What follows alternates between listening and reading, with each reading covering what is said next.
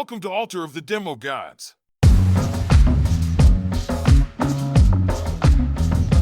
If you're wondering what advice from two experienced sales engineers sounds like, it's a little like this. Welcome back to Altar of the Demo Gods. I'm Keith Wilson, joined by my co-host, John Morton. John, how you doing? Good afternoon, Keith. Good afternoon, John. Ahoy, hoy. Good evening. Ahoy, hoy. For a second week in a row, we have guest and friend of the show, Charles Herring, CTO of WitFoo. Charles, how are you doing this evening? Doing great. Even better than it was 45 minutes ago. You mean last week? Last week. Time's just a construct, man. It's just a construct. It really is, especially in the world of podcasts. At least we're open and honest about the fact that we don't record one of these and then put it out immediately. What would be the value of that? Like, who thinks, like, okay, we need to hear the real stuff? Like, if you had any idea what did get edited out of that last episode, you'd be thanking Keith. Yeah, we're not that topical. We're where we need to be, like, on talking about the news all the time. Yeah, maybe we were like TMZ. We were a spin-off of TMZ for cybersecurity. Me and John just did 10 whole minutes riffing on whether or not mermaids should wear shells or not. So it was a whole, that doesn't need to be in the podcast. It should have been. Maybe. It should have been. So in last week's episode, we talked about collateral for sales engineers. We talked about white papers, what they are. You can use them to educate your customers, build credibility.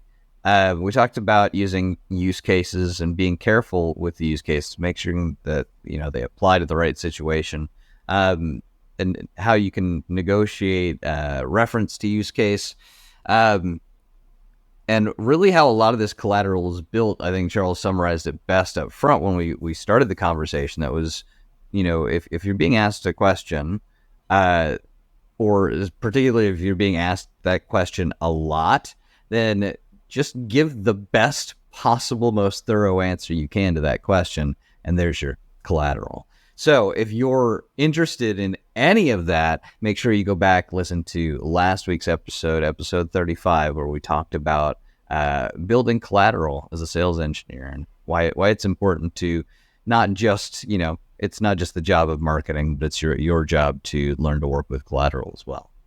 In this week's episode, really excited for this one. I've been excited for a while because I think we've talked about it. We brought it up on the show, and I mentioned how Charles would be the perfect guest for this topic. So I'm so glad that he's here for this, and we're going to be talking about value frameworks and ROI calculators. And the reason why Charles is the perfect guest for this is him being the CTO of WitFoo.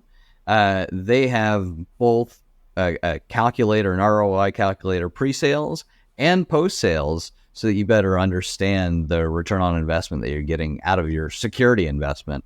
And this isn't necessarily an advertisement for WitFoo, although it may come off as one, but it doesn't matter to me. There's a website. You can check it out. There's a website. You can check it out. But find out. And you can see the ROI calculators in use, too, as we continue this discussion. Yeah, so let's get into it. So value frameworks. I'm going to start with this. John, I want you to tell the listeners and educate me, because I don't know if I can give a definition. I feel like, to me, it's the Supreme Court justice definition of porn. Like, I know it when I see it. Yeah. I don't know that I can necessarily tell you what it is, though. So what is a value framework? I kind of like the way Charles kind of like led the witness in a previous episode, where if we walk through a scenario where you have a customer who wants to buy from you, they genuinely do. They like you. They've been hanging out with you. They understand what you're doing. When I think of value frameworks, it's a way for us to articulate very meticulously in quantifiable, right, qualitative and quantitative methods why they should make a purchase from us, right? So it's helping them make an educated decision, quantitative and qualitative, not just, hey, I like Charles and Keith. They're great guys. I should buy their product. Quantitatively, though, here's the assessment of dollars where we can offset some cost and spend to get us to where we need to be. So leading the witness there, Charles. What do you think? I'll tell you, this is a great one. Ultimately, if you think about the empirical part of the sales cycle, you have something that you're charging in units, right? Dollars normally or some other currency. And the customer is trying to gauge whether or not them giving you that amount of money is either going to generate more money for them or reduce the amount of money that they're having to spend. That's essentially the business part of the decision, which I used to think was the whole decision. I thought that's how people made purchasing decisions, and boy, was I wrong. But that's a whole other episode about, where we can talk about how people use more than just logic to determine what they buy. Yeah, or alternatives to it. But there are people in every business that are driven almost entirely by this value chain, right? I'm not going to give you $1 if I'm not going to give this, if I'm not going to get anything back, right? There has to be a return. And it's like giving money away. That's not what we do in business. We put money out there so that it generates more money or reduces the cost. Ultimately, it's how do we increase profits, right? So the only way to do that is increase revenue or reduce the cost. So when we're purchasing something new, it's either something we have to do. The law says, you have to pit your olives, which is going to be the hill I'm going to die on, is these olives. But you go back and listen. This company. Go back and listen to last week's episode to get the reference. People are just going to think WitFoo sells olives. That's what they're going to think. This guy is an olive salesman. WitFoo. WitFoo. That's what we sell. How do you get the pit out? WitFoo. You WitFoo it. But this conversation, it is important, and some things is very clear, right, on what what you're getting back. So for instance, if you're selling something that's being used to produce something, it's a very easy business calculation. So I make software for a living, so I need hardware space to do that, right? So I talk to cloud providers, and I'll have Amazon or Oracle or Google, and they'll give me a price that's lower than somebody else's price. So I'm like, okay, I'm making the same software and I'm making it at a lower cost. At least if that's the only thing involved. There's a whole lot of other things, but if that's it, if it was just apples to apples, I'm like, well, I'll take the less expensive one. That's better for the business, right? So reduce cost, easy value determination. So that's what you're dealing with, consumption of product, things to use. Consumption supply chain. So you're buying things to make other things. But there's other things that we have that are units of work, to where what we're actually buying are people. That's not right. What I meant to say. But we're buying the services or the labor of people. And so what we want to do is we want the unit cost of whatever that person is producing to be less. So I just bought a new keyboard. I might, because of the few milliseconds I get out of the transmission and the lack of errors from it not being wireless, I might get one extra innovation out every 10 years. So value frameworks identify metrics that you can use to differentiate your product and show how it provides value. Does that sound accurate? Yeah, you're giving something. What do I get back, right? And so we talk about either the total cost of it or the return of it, right? When do I ever get this money back? How would I know when I get it back? Yeah, I guess this is another reason to look at like deals more as partnerships, right? Than actually sales, right? Because it's a we're exchanging money now, but you're hoping to reduce the amount of money you're spending, with it because of this purchase, or increase the amount of money that you're bringing in because of this purchase. So we're setting up a partnership that's mutually beneficial for both of us. Yeah, and when you talk about things that have well-established units of work, it becomes very easy. So for instance, if you take an Uber, everything, the unit of work at Uber is trip. So you can calculate, how much, how many trips do you have? How many drivers do you need to cover that many trips? How do you increase the number of trips? And so how do we reduce the cost to the driver whether it's tolls or gas or insurance or all these things to make it more attractive. So all those things sort of evolve around that unit of work. And so typically when we're talking about a value framework that's connected to our labor cost, we're looking at how can we maximize the value that each individual contributor can deliver. There you go. So I like that, Charles. So, that's why I threw out the quantitative and qualitative. You guys ever watch The Simpsons? Homer Simpson was a nuclear... I'm sorry, the what? For definition. The Simpsons? What is this? I'm paging myself here. Simpsons? There was this stoic genius nuclear engineer by the name of Homer Simpson who once said, currency can be exchanged for goods and services. That plays all the time in my mind. I'm like, wow, what a novel idea.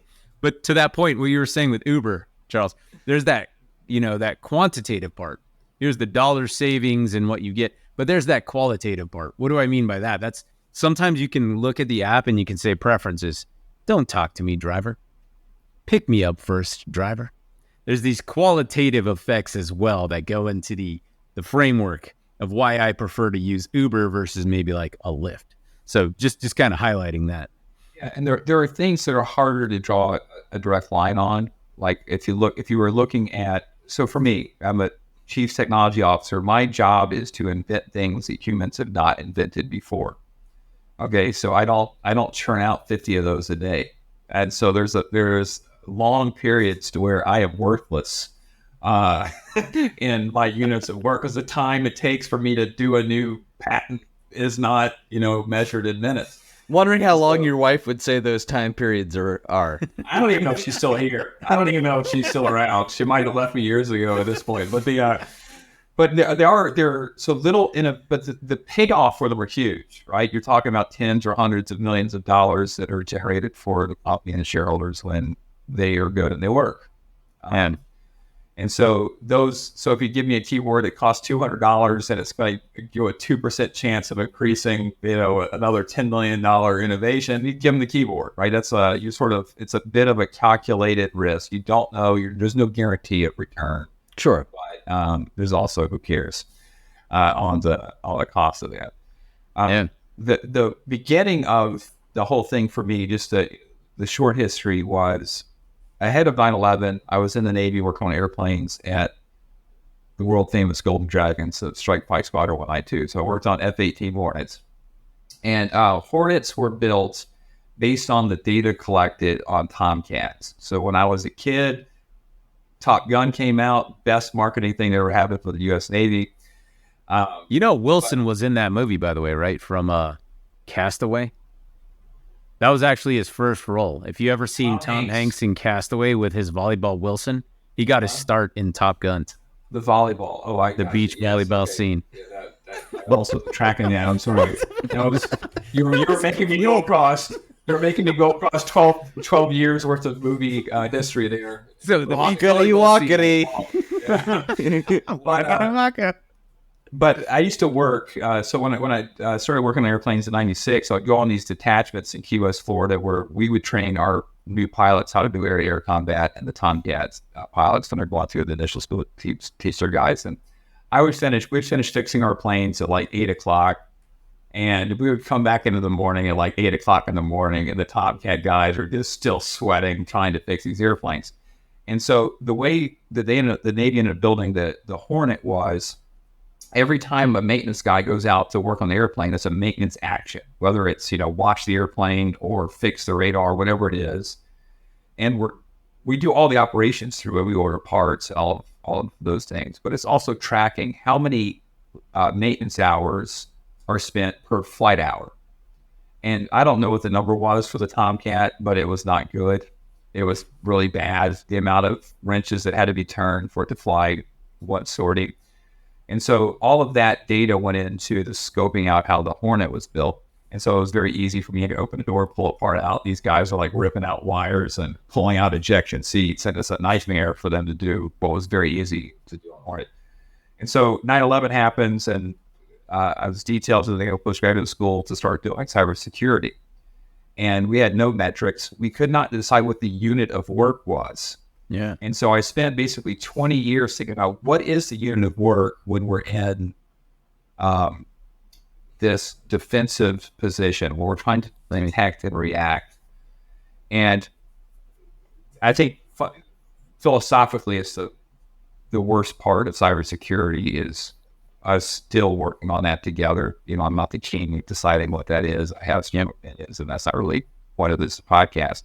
But once you have a unit of work, you can decide how many people does it take, what tools reduce the cost of that, how many more of those can you do, and really make all these business decisions based off of that unit of work, the same way that Uber does it for trips, or every restaurant does it for tables, or hotels do it for rooms.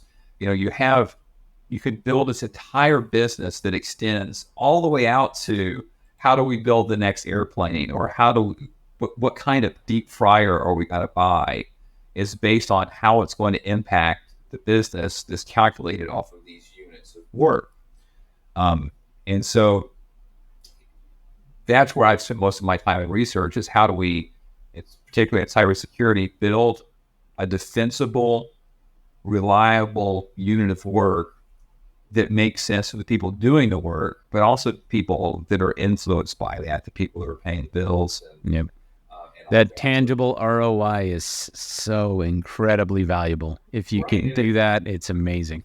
If you have a tool that I had to staff 10 people to do it, and now I can staff one person, on the paper, that looks good. It makes for a really crappy HR situation, and letting 9 people you love go home or go somewhere else. But at least you know what the math is, right? You're making decisions off of the math. And I think there are times in sales, I thought it was always in sales, I'm going to have the best product for the best price, so I'm just going to win all the time.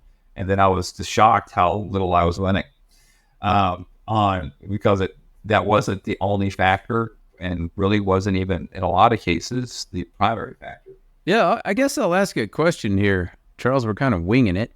Speaking of the world-famous Golden Dragons, winging it. I agree with you 1,000%. And normally that's why I stay on the, commercial side of things. But where I see a weird deviation is the Fed SLED space. So the fact that you've had success in the Fed space because they're spending government dollars, that's money they've already allotted. But selling into them, I've noticed there's this huge detraction. Do you think an ROI calculator is applicable across organizations, or you can't just wing it, for lack of a better term, right? You kind of got to know what you're going for with the output of the ROI calculator. You're helping someone sell the value of what you're selling, and it still requires some research, correct? Well, so the value doesn't actually happen just on what I'm selling. And I think that is sometimes we get stuck on that as the sellers. We love our thing. I obviously love the thing that I've spent a lot of time building, but the value doesn't happen until it's connected to that need. Right. Until that circuit's closed between what I have and what they need, there's not value. Right. And so most of the sales process is establishing the pathway between the potential, the battery of the solution we have, and then that need that loads it. Yeah, me and Keith always talk about it here as pain, right? Like you said, even with the Tomcats, the pain was there. All these hours wasted, all the time, money. And when you look at it, so working with the federal government, especially on the defense side, you have limited space, limited bandwidth. A lot of things that we take for granted in commercial and enterprise spaces. You can only fit so many sailors on a boat. You can't have a SOC of 50 people on a destroyer. Right? They won't fit. A submarine doesn't have great 5 gigabit connection to the internet. Right? They have nothing a lot of time, and so there are these needs, right? And those needs are: I need one 19-year-old kid right out of school to be able to do what 50 people can do on the shore. Solve that, right? And so on zero sleep, trying to get it done. Right, yeah. Worried about what his wife's doing with the Marines back home on the base there. Hey. All right, okay, calm down. Hey, we're on the internet. You need to tell everybody the dirty secrets of marital bliss and the U.S. military. Suddenly, it's painful. Yeah, it's painful. What's he even doing? But that value chain is important. But it does come down to, for me, even when I'm dealing with the military, we talk about the warfighter.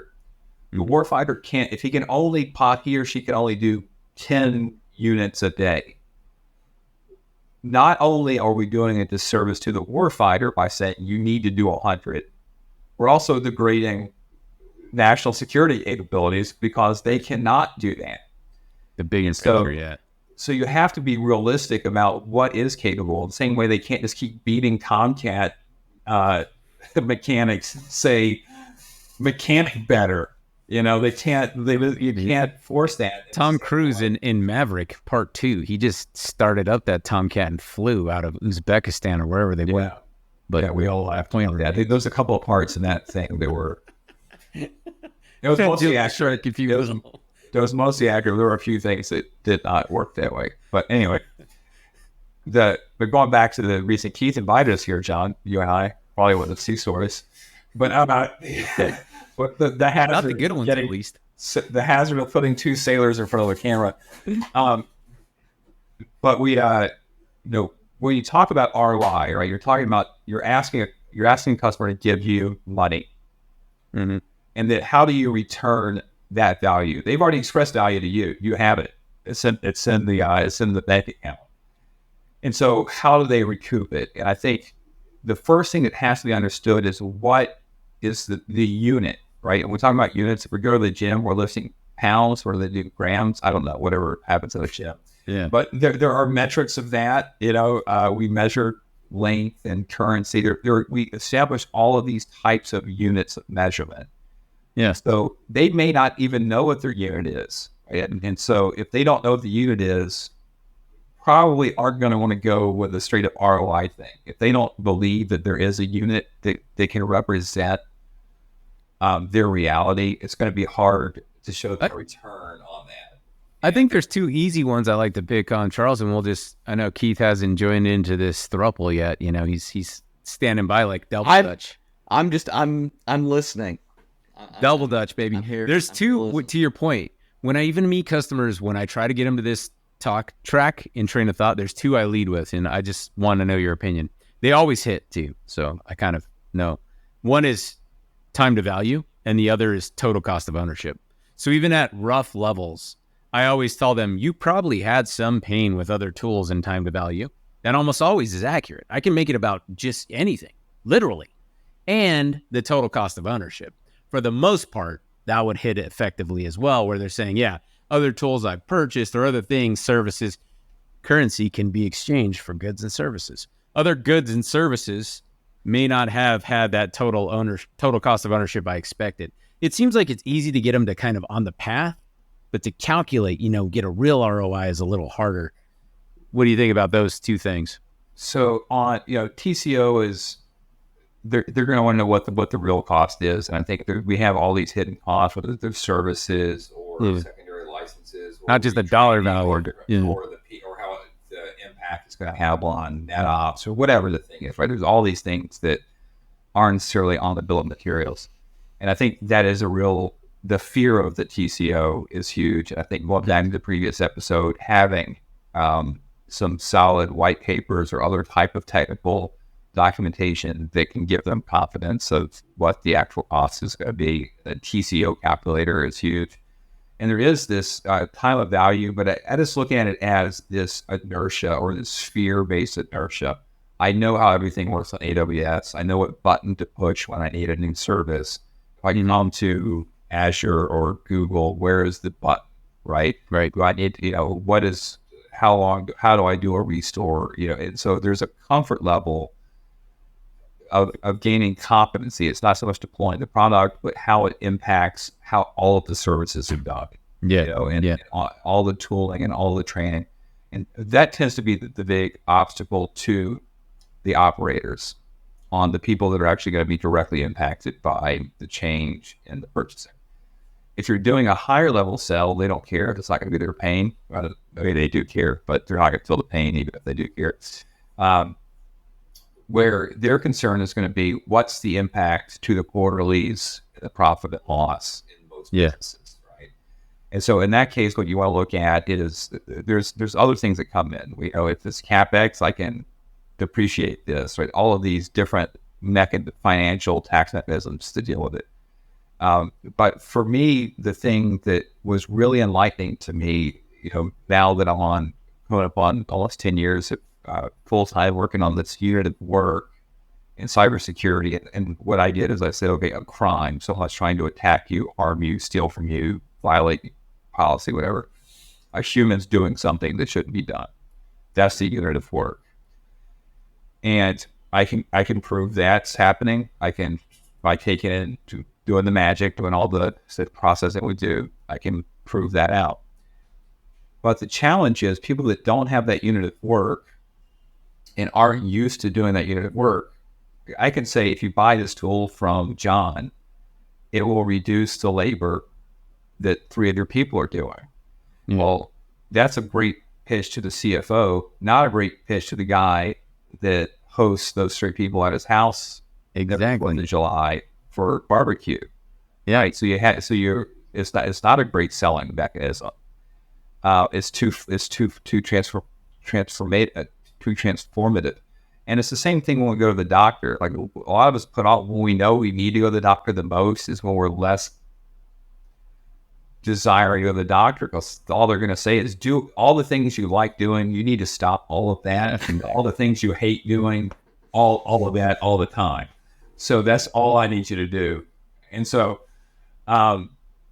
it's not a great human experience. And I think an easy summary kind of what you just said too, and I see this in practice for technical sellers listening to our audience, is Charles is 1000% right to executives and business owners, business-minded folks.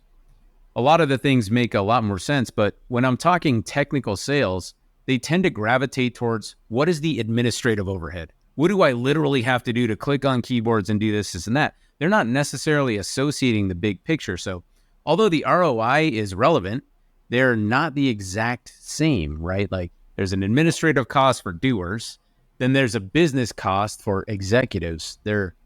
You have to align both, is what I'm trying to say. Well, someone comes to me and says, I can make it so that you can answer twice as many emails in a day. I'm like, I don't want to do that. Don't sell me that. I don't want to answer the emails I'm currently answering, right? I don't want to do more units. Delete them. Don't pitch that to me. I don't want to do it.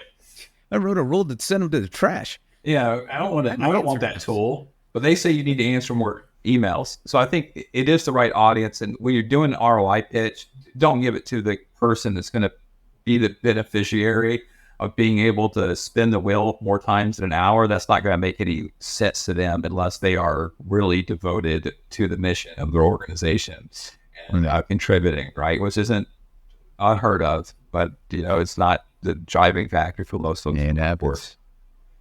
So, but I do think it is important to have, because at some point those people have to go ask for money, and you're going to have a conversation that says, I need $1 million, or I need $10,000. And the success that we've had, and not just, not even so much in selling my product, but my product selling other people's products, is we did a proof of concept.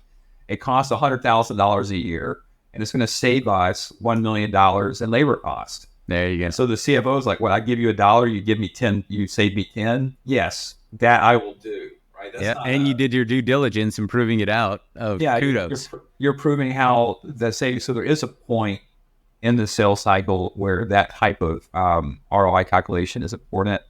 But it's also, I think, equally important to understand that there are secondary costs, sometimes hidden costs, that aren't baked into ROI. And everyone that's been through any of these knows that's true. That firing people costs something. If you fire half your staff, it's going to be harder to hire more staff, right? Yeah. So people are the remaining staff's you're gonna suffer moral decline there too. So there's a lot of unthought of things, or unquantifiable. They're much harder. Yeah. They're much harder to deal with, and the PR impact, and and what you didn't realize that guy that you just let go was working on the biggest deal that we were ever going to see, and it is dead now. Those people hate you. It'll never happen. So there's all these things that you'll never even know were attached to that price tag. So, and people that have been through ROI conversations know that. And I think unless you can do a concrete thing. Like your AWS bill is $100,000 this month. I promise you it will be $50,000 if you come to Schmuckatelli's web services, right? They're like, okay, there's a risk in that. Probably worth $50,000 to stick my toe in that risk. Yeah. So unless it's a pure commodity play, like I don't care what kind of paper we have. If your paper's cheaper, I'll take it. It's just I don't care about the paper. I care about the cost of the paper. Right. You can go with that pure play, but it is. I mean, I thought it would be a slam dunk. I thought people would start making decisions, but I did not realize how much it complicated their entire existence, going from not having any idea how things were going to knowing exactly how they're going. It's sort of like if you've been married for 20 years and you still talk to your wife at all, and then one day you decide to ask her how it's going. Not a great conversation. It's not going to turn out like you thought it was. You're going to hear some stuff you're going to wish you did. You just wish that didn't. I like the Instagram version better. The highlights and the filters versus the how the sausage is made with pig schnauts everywhere. Yeah, which is coincidentally that is in John's Instagram feed. How the sausage is made. I talk about this a lot. And to wrap it up, my Instagram AI model has been completely destroyed. The algo there, I cannot open up Explorer in public. I seen it. But the other side of the fence, my LinkedIn Microsoft model is a stellar human being and model citizen. If these two were ever to collide in the digital landscape, God only knows what would ensue. They wouldn't get along. But I will say, I think there's a couple of things I do want to hit on technically on this. I've sort of beat up on the thing that I love the most as being a bad thing, but there is a lot of value to it. And if the best way to have a sustainable relationship is for all of the cards to be on the table and for it to be clear what the value is. It's easy to renew. You said you were going to save us $100. You saved us $101 last year. We'd like to do that again next year. And so there's a comfort in tracking that. And a lot of our partners look up and they say, look, you're this compliant with this security framework or these regulatory things. We're going to get you from a 2 to a 3, or we're going to reduce the work that you're not doing from 80% to 60%. So when you're able to make a promise against a number and agreeing upon that it's a reliable unit of measure, and then come back and show them I did what I said I was going to do, you have a clear bat at the next inning, right? You get to do it again because you're making promises, you're delivering on it and doing it again. And on the reverse too, it's comforting for the customer because they can come back to you. If you're not holding up your end of the deal, they can say, you promised this and look, you're not doing it. So that there's some comfort there for the customer too, that they have provable, they can hold you to your word. And internally, they can justify the relationship, that this is the proof that this investment we're making is worth making, even though Charles keeps showing up. I don't know why he keeps coming over here. We'll try to get him to go away. But aside from that, it's a great relationship. And so when you can get to the numbers and the numbers be the basis or at least the foundation of the relationship, it's the most stable way of maintaining a healthy relationship and building a long-term brand, and the revenues become increasingly steady. But that said, people are scared of hard truth. If they've been living without it, it's like turning the lights on for the first time in your house. It's not going to be cool, right? Roaches everywhere.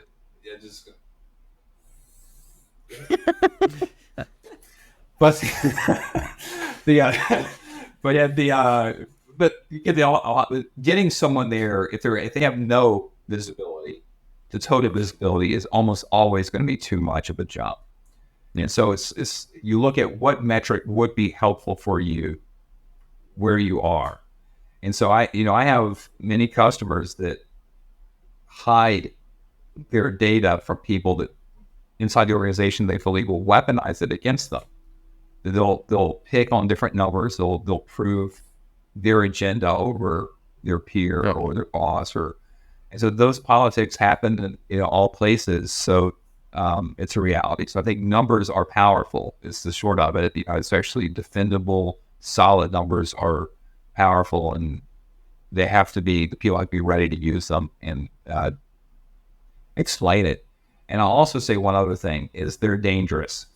So imagine if you had a piece of software that said, I will prevent any errors on your tax from doing anything in your accounting that will create a tax problem or make you fail ASC 606 compliance, whatever. Like, that's great. I want to be compliant. But then you immediately realize, as soon as you put that in there and you start making changes, people say, why can't we have Sushi Tuesdays anymore? Like, well, we've actually never been able to have Sushi Tuesdays. Like, oh, who authorized the Sushi Tuesdays? And so, like, this whole,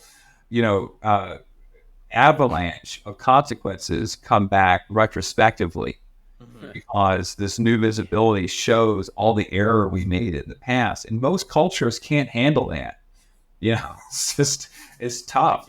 I just had a knee-jerk reaction of fear. Like, I'm expecting an HR meeting to show up on my calendar tomorrow based on what you just said. And I wasn't even, in the conversation. But yeah, that knee-jerk reaction. Exactly. And is the whole piece of exposing people to data. But I mean, again, it goes back to the conversation we had before, is the right tool to the right audience and the right tone. Yeah. And some folks are really wanting strong numbers. And if they want them, you need to know what are the factors, which means not studying so much your product, but studying that use case. What are the things that drive cost or revenue or productivity or risk? Or what are the metrics and what are those units? And then you build out the math, right? You show them the math and you let them check the math. And I will say this, you never do an ROI calculator where you don't show the math. Like, you might as well be transparent. Yeah, just show them how you did it. And if it gets really complicated, or you use some answer like it's a proprietary algorithm or it's AI, or just don't do it. Just use a magic 8-ball. This will make you money. It's going to be as reliable as that. So I feel like to make it even simpler, like all that great conversation. If you have a pain and you have a before state and current scenario, and then you can show them an after state, right, and follow up on it with tangible metrics. That's it. Yeah, and going back to the earlier stuff, the use case is forecast an outcome based on what the predicted return is going to be, right? You are giving us this, we are going to give you this. And I think it's the hardest thing if you don't understand your solution in that need. It's going to be hard to predict it. I mean, Keith, when you were working at Lanco, everybody wanted to know how many flows per second do we have. And that's an excellent question. We had a licensing model that made as much sense as saying how many protons are in your CEO, right? I mean, it was just no one knew the answer to this number, and so calculating the number was possible, but it was intensive. So I had to start looking at, okay, this customer looked like this. So I look at all the variables and sort of reverse engineer what I expect their number to be based upon the characteristics, right? So there's a forecast, and then you come in and your forecast needs to be close to what the actual was, because if it's not, you don't get another bat, right? You're out of credibility, or you burn through a lot of it and missing that forecast. But if you're able to make a forecast in a sales cycle of what the business realities are going to look like, and then have something that is gauging them, that's monitoring those metrics, and you can come back at the end and say, we delivered on that,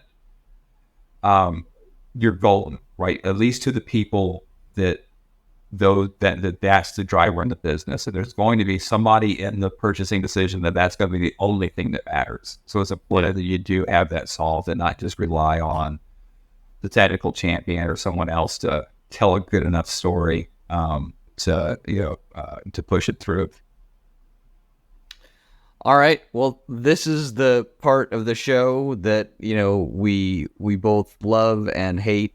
We hated it because it's the end of the show, but we love it because it's been a great show. Charles, you've been a great guest. This was one that I was quiet for most of it, but that's because I was looking forward to listening, learning a little bit more about value frameworks and ROI calculators.